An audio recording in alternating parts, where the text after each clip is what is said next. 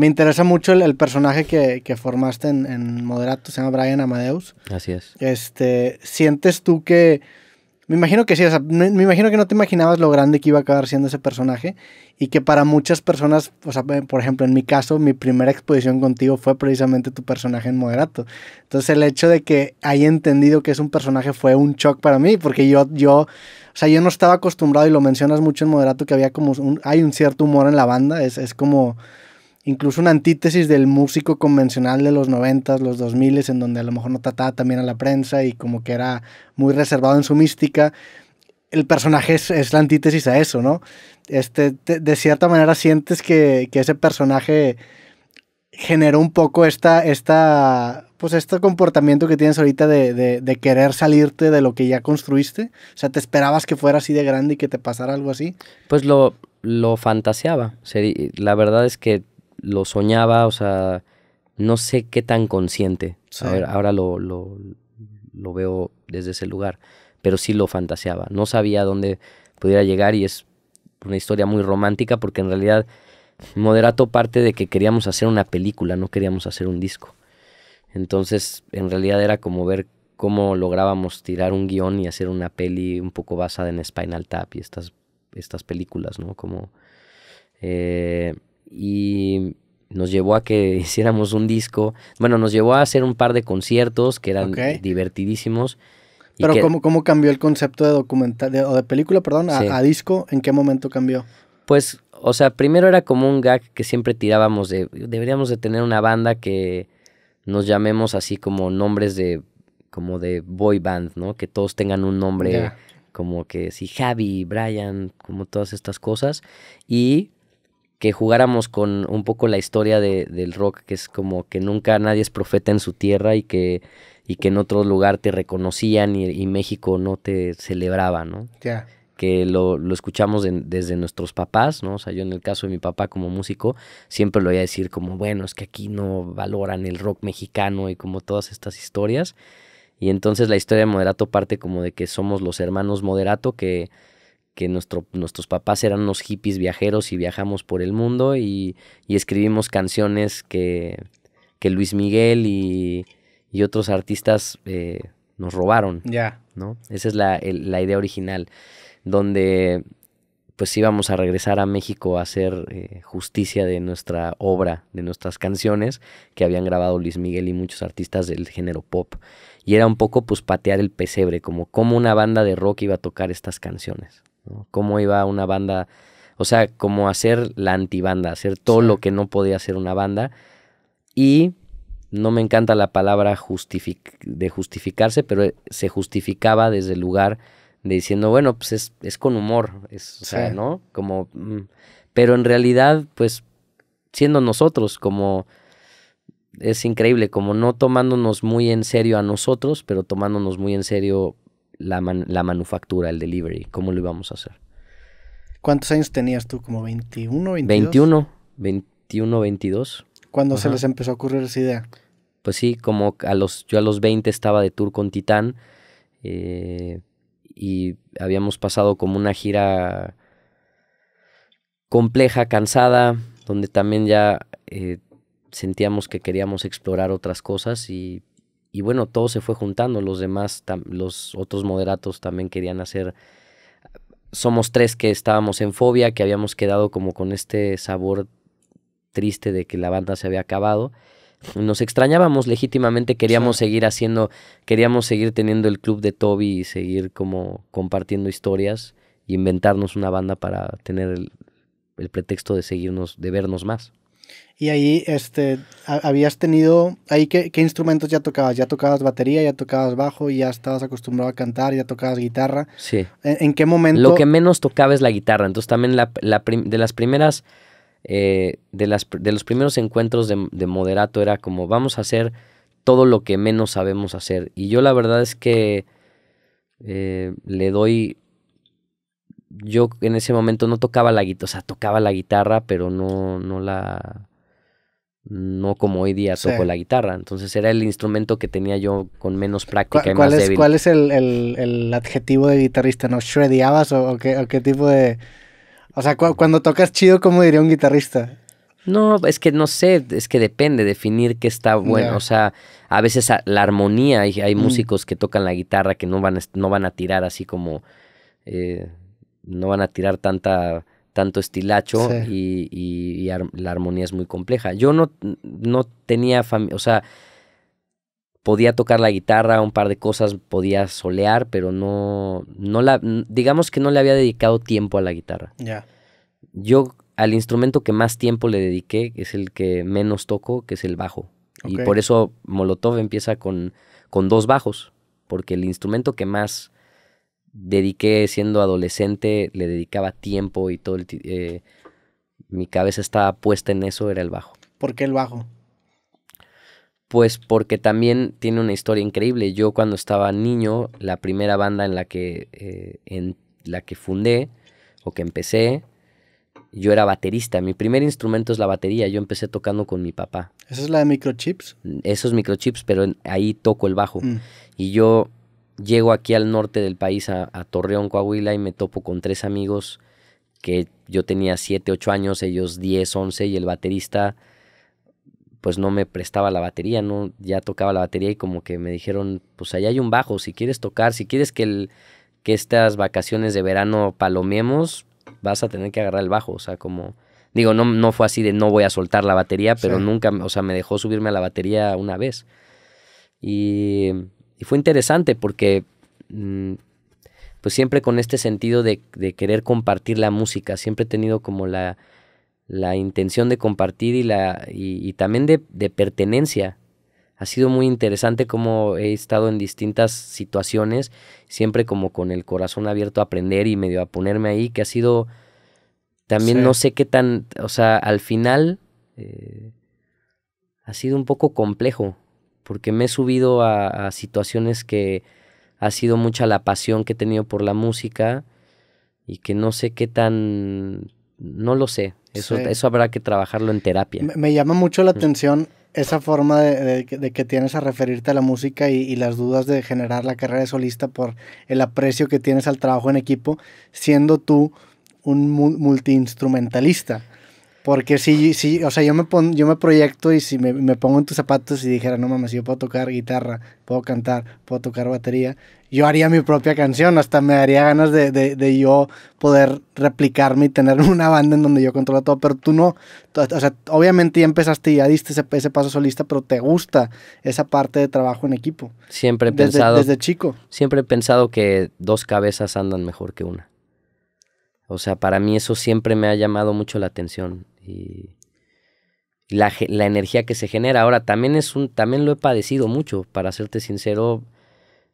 Siento que he tocado también con músicos que han tenido limitaciones, que yo he encontrado ver lados hermosos y hay otro tipo de talento, pero también hoy día requiero de otra musicalidad. Sí. Y es la búsqueda y fue importante para mí entrar en esa situación, o sea, de buscar músicos.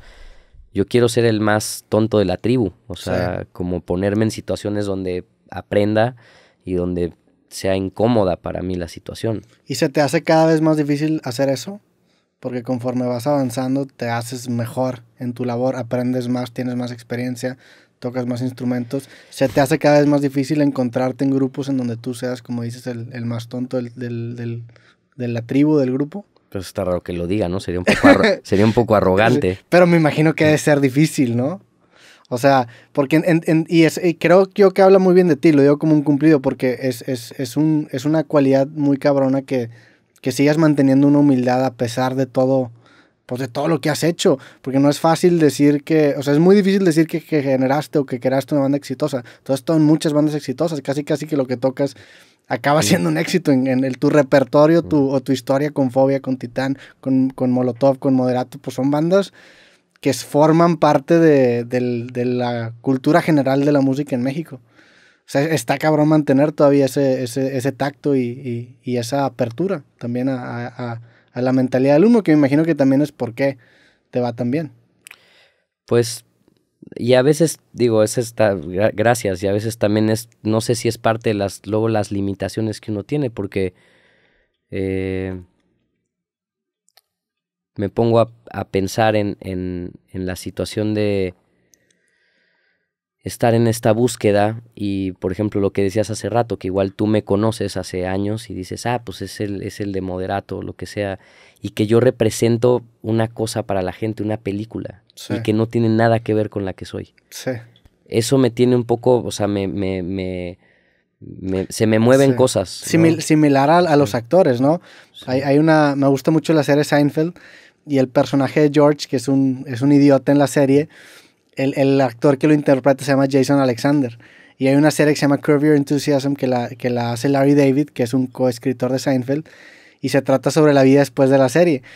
Y hay un capítulo en donde se trata sobre cómo la gente percibe a este actor Jason Alexander como un idiota por el personaje de su serie, pero en vida real es muy diferente. Entonces esa disonancia en la vida diaria es difícil. O sea, me imagino también que la gente te conozca con tu personaje genera una cierta expectativa en la interacción que van a tener, y si no te representa, pues ha de ser raro, por así decirlo, ¿no? Sí, y por ejemplo, también me pasa en las redes sociales que nunca o sea, no, me sentía un poco ajeno y no sé, como que hoy día es muy importante como mostrarte, ¿no? Sí. Y para mí siempre ha sido como, o sea, muestro lo que quiero que se vea, que es como pues, lo que hago, la música y tal, pero nunca salgo así de, aquí estoy comiendo y me estoy haciendo, no. Y veía cosas así y veo que eso tiene mucha conexión y que me lo han dicho, o sea, ¿cómo es que no tienes la cantidad de seguidores que deberías de tener? O sea, como que a mucha gente le preocupa, como que dicen, ¿cómo has hecho todas estas cosas? Y digo, bueno, tal vez ha sido el miedo, siendo honesto, tal vez ha sido el miedo a mostrarme desde otro lugar, puede ser, ¿no? Sí. Yo estoy en este momento con mucha flexibilidad, con ganas de aprender y de bancármela, como de mostrarle a la gente y al universo en qué situación estoy musicalmente. Sí. Creo yo que eso del artista documentando su vida con las redes sociales fue una respuesta a lo mejor pues a la plantilla del músico en los 90s y en los 80s, que tenía como que este elemento místico, y que entre cada disco no sabías qué estaba haciendo, que agregaba el morbo. Llegan estos artistas en los 2000s y rompen con toda esa construcción y documentan de más su vida, pero creo yo que ahorita estamos en un momento curioso en donde también ya se extraña esa mística de ciertos artistas. O sea, no tienes que enterarte que tu artista favorito desayunó un omelette, porque de cierta manera diluye o empieza a diluir un poco la atención o el producto que te acaba dando el artista después. Entonces creo yo que ahorita estamos en un híbrido en donde hay artistas también que empiezan a guardar otra vez su mística y entienden el valor que conlleva eso. A mí con mis redes, mi relación es similar en el sentido de que a mí tampoco me gusta estar documentando mi vida y no me gusta estar muy presente. Entonces yo lo que hago es que grabo podcast semanalmente, distribuyo en clips y estoy presente en redes sin estar presente. O sea, ahorita se están subiendo contenido y yo no lo estoy publicando, intermediando. Es como un canal de televisión que me mantiene presente en el mundo convencional, pero yo no me gusta también estar hiperpresente porque no siento que te lleva a un lugar sano.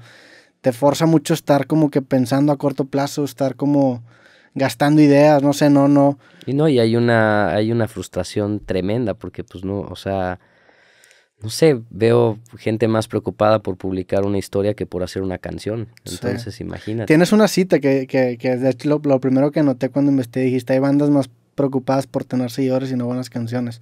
Se pasa, o sea, al entenderse el seguidor como una nueva moneda social, se busca muchas veces directamente y eso puede comprometer la carrera de un artista, ¿no? A largo plazo. Porque se empiezan a generar a lo mejor canciones un poco más desechables, en el sentido de que sabes que van a pegar en este momento, pero si las analizas en 10 años, a lo mejor están tan atadas a referencias pop que no van a tener esa trascendencia. Y no nada más las canciones, o sea, los artistas, ¿no?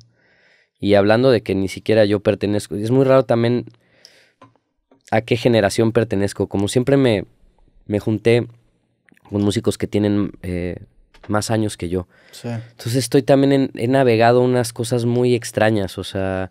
Sí, a tus 18 años ya has publicado no sé cuántos discos. No, y a los 18 tocaba con gente de 32 sí. años, entonces es como muy extraño. Entonces no sé realmente hoy como mi...